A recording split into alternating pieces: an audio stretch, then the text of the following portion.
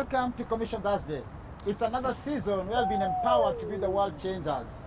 As Psalms 145 verse 4 says, Hello, how are you? We are fine. I want to introduce you to my amazing two friends. What's your name? Israel Kiremi. How old are you? I'm 9 years old. And how old are you? 5. Just look at the camera. What's your name? Abigail. And how old are you? 5. What do you want to be when you grow up? Teacher. You want to be a teacher? Yes. What do you like doing, Israel? I like singing, I like playing, and I like reading the Bible. Amazing. Me too. That's good. So I want you to realize one thing, that God has empowered us and gifted us differently. As it is written in the book of Jeremiah chapter 1 verse 5, the scripture says, "Before I formed you in the womb, I knew you.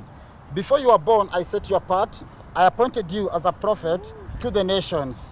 So before we existed in the physical world, we were existing in the spiritual realm.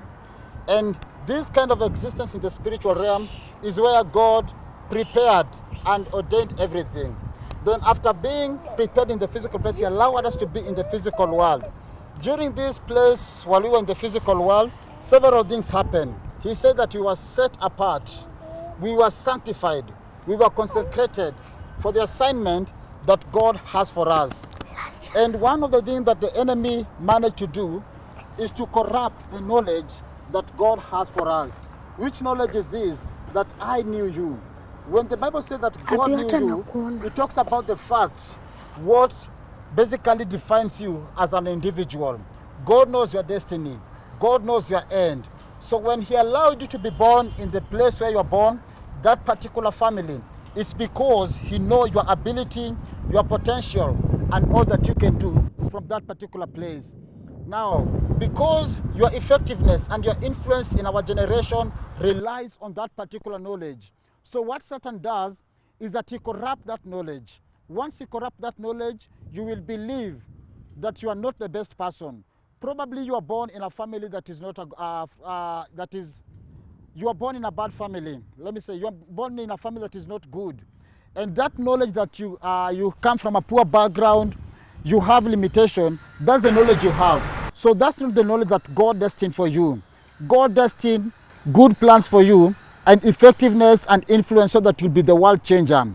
So for you to stand out and to be the world changer, first of all, you must clear the limitation and the language that the enemy has been speaking to you. It might be through your friends. It might be through your background. It might be through your schooling.